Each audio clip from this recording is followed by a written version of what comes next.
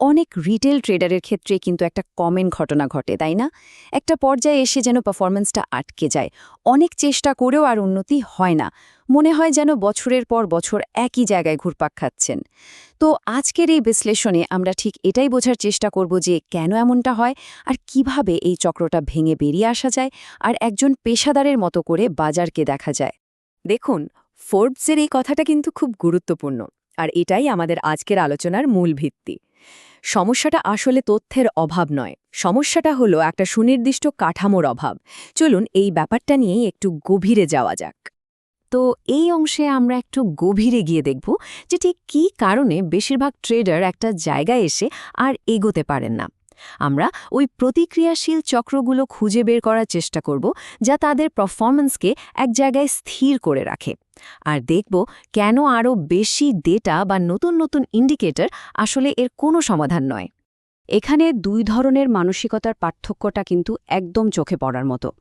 একদিকে আছে retail approach, মানে খবর বা বিভিন্ন গল্পের পেছনে ছোটা, অনেকটা অনুমানের উপর ভিত্তি করে। আর ঝুঁকি বলতে তারা কি বোঝে? শুধু একটা স্টপ লস বসিয়ে দেওয়া। কিন্তু অন্যদিকে প্রাতিষ্ঠানিক অ্যাপ্রোচটা দেখুন, পুরোই অন্য একটা জগৎ। তারা কিন্তু ভবিষ্যৎবাণী করতে যায় না। তারা যেটা করে সেটা হলো অর্ডার ফ্লো ফলো করে। আর তাদের কাছে ঝুঁকি মানে কোনো একটা স্টপ লস নয়, বরং পুরো সিস্টেমটাকে এমনভাবে ডিজাইন করা যেন ক্যাপিটাল সুরক্ষিত থাকে। আচ্ছা, তাহলে পেশাদাররা ঠিক কিভাবে বাজারের ভেতরের এই অর্ডার ফ্লো বা উদ্দেশ্যটা দেখতে পান? চলুন এবার আমরা সেই স্মার্ট মানি প্লেবুকের কয়েকটা মূল কনসেপ্ট দেখে নিই, যা তাদের প্রাইস চার্টের আড়ালের আসল ঘটনাটা বুঝতে সাহায্য করে। প্রাতিষ্ঠানিক ট্রেডাররা অর্ডার ফ্লো ট্রেনিং আর স্মার্ট মানি কনসেপ্টস মানে এসএমসি ব্যবহার করে বাজারের আসল কেনা বেচার চাপটা দেখতে পায়। মানে ব্যাপারটা অনেকটা এক্স রে ভিশনের মতো, যা দিয়ে বাজারের ভেতরের কার্যাবলী দেখা যায়, যা সাধারণ চার্টে চোখে পড়ে না। লিকুইডিটিকে আমরা বাজারের জ্বালানির মতো ভাবতে পারি।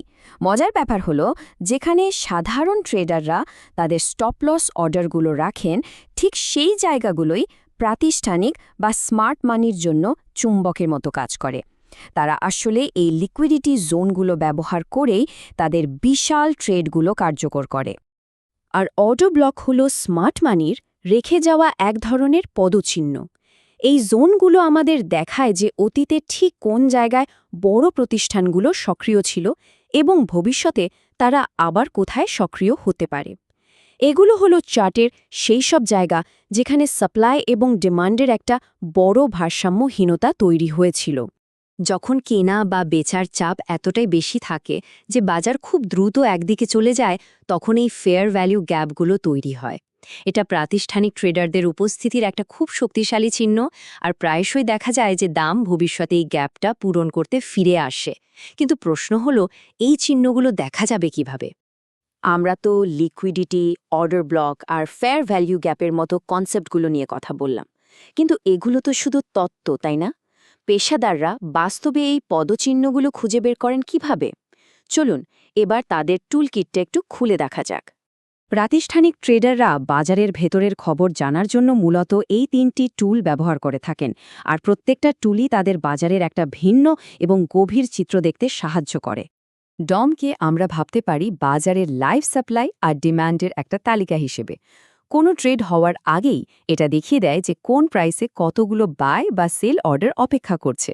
মানে এটা অনেকটা প্রতিপক্ষের তাস উকি দিয়ে দেখার মতো একটা ব্যাপার। সাধারণ ভলিউম ইন্ডিকেটর আমাদের দেখায় যে একটা নির্দিষ্ট সময়ে কত ট্রেড হলো, কিন্তু ভলিউম প্রোফাইল দেখায় যে কোন দামে সবচেয়ে বেশি ট্রেড হলো। এটা আমাদের সেই জোনগুলো চিহ্নিত করতে সাহায্য করে যেখানে বড় প্রতিষ্ঠানগুলো সবচেয়ে বেশি সক্রিয় ছিল, যা প্রায়শই ভবিষ্যতের শক্তিশালী সাপোর্ট বা রেজিস্ট্যান্স হিসেবে কাজ করে। আর ফুটপ্রিন্ট চার্ট হলো একদম মাইক্রোস্কোপিক লেভেলে দেখার মতো একটা টুল। এটা প্রত্যেকটা ক্যান্ডেলকে ভেঙে তার ভেতরে দেখায় চিঠি কোন প্রাইসে কতজন অ্যাগ্রেসিভভাবে কিনেছে আর কতজন বেচেছে। এর মাধ্যমে বোঝা যায় দাম যে ওপরে বা নিচে গেল তার পেছনের আসল চালিকা শক্তিটা কী ছিল, উৎসাহী ক্রেতা নাকি আতঙ্কিত বিক্রেতা। সুতরাং মূল কথা হলো, এই সব টুলস থাকাই কিন্তু যথেষ্ট নয়। আসল খেলাটা হলো প্রতিষ্ঠানগুলো কিভাবে তাদের ঝুঁকিটা সামলায়, আর এখানেই কিন্তু রিটেইল এবং পেশাদারদের মধ্যে সবচেয়ে বড় পার্থক্যটা তৈরি হয়ে যায়। ঝুঁকির গুরুত্বটা বোঝানোর জন্য চলুন কোয়ান্টিকা ক্যাপিটালের একটা বিশ্লেষণ থেকে একটা বাস্তব উদাহরণ দেখি। ২০২৪ সালে কোকোয়ার বাজারে যা ঘটেছিল তা ঝুঁকি ব্যবস্থাপনার গুরুত্বকে দারুণভাবে তুলে ধরে। ওই সময়টায় কোকোয়ার দাম ৫০০%-এরও বেশি বেড়ে গিয়েছিল। কিন্তু আসল গল্পটা দামের নয়, বরং অস্থিরতার। বাজারের ভলাটিলিটি সাধারণ 20% থেকে বেড়ে 120%-এর বেশি হয়ে গিয়েছিল। এর মানে হল দাম যে কোনো মুহূর্তে বিশাল আকারে ওঠানামা করতে পারত, যা সঠিক দিকে থেকেও একজন ট্রেডারকে সহজেই বাজার থেকে ছিটকে ফেলতে পারে। এই টেবিলটাই কিন্তু পেশাদার এবং রিটেল মানসিকতার আসল পার্থক্যটা তুলে ধরে। দেখুন, প্রথম মডেলটা মানে স্ট্যাটিক কন্ট্রাক্টস সবচেয়ে বেশি লাভ দেখাচ্ছে, যা আমাদের সবার নজর কাড়বে, কিন্তু এর ঝুঁকিও যে কী পরিমাণ ভয়ঙ্কর সেটা ভাবা দরকার। অন্যদিকে একদম নিচের ডাইনামিক মডেলটা দেখুন, অস্থিরতা বাড়ার সাথে সাথে এটি পজিশন সাইজ কমিয়ে আনছে। হ্যাঁ, এতে লাভ হয়তো সর্বোচ্চ হয়নি, কিন্তু এটা মূলধনকে রক্ষা করেছে, আর দীর্ঘমেয়াদে বাজারে টিকে থাকার জন্য এটাই একমাত্র রাস্তা। প্রাতিষ্ঠানিক সাফল্যের ভিত্তিটাই হল অত্যাধুনিক ঝুঁকি ব্যবস্থাপনা। শুধুমাত্র একটা বড় ট্রেড থেকে বিশাল লাভ করা নয়, তাদের মূল লক্ষ্য হল লম্বা সময়ের জন্য এই খেলায় টিকে থাকা।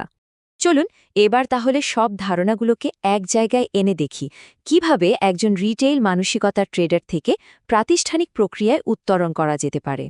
তাহলে প্রশ্ন হল, এই প্রাতিষ্ঠানিক প্রক্রিয়ায় যাওয়া যায় কিভাবে? দেখুন, ফোর্বসের ওই আর্টিকেলটা কিন্তু আমাদের খুব দারুণ একটা 4 ধাপের রোডম্যাপ দেয়।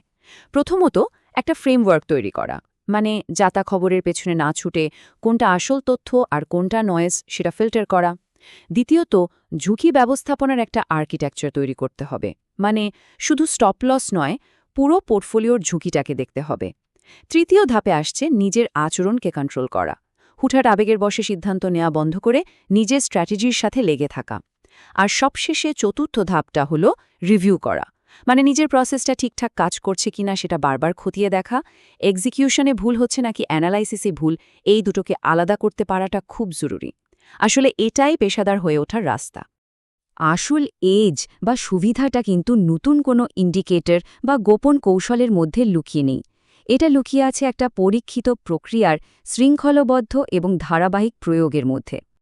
শেষ করার আগে এই প্রশ্নটা নিয়ে ভাবা যেতে পারে, পারফরমেন্সের মালভূমি ভাঙার চাবিকাঠিটা হয়তো নতুন কিছু খোঁজার মধ্যে নেই, বরং যা কিছু জানা আছে সেটাকেই আরও ভালোভাবে, আরও শৃঙ্খলাবদ্ধভাবে করার মধ্যেই রয়েছে।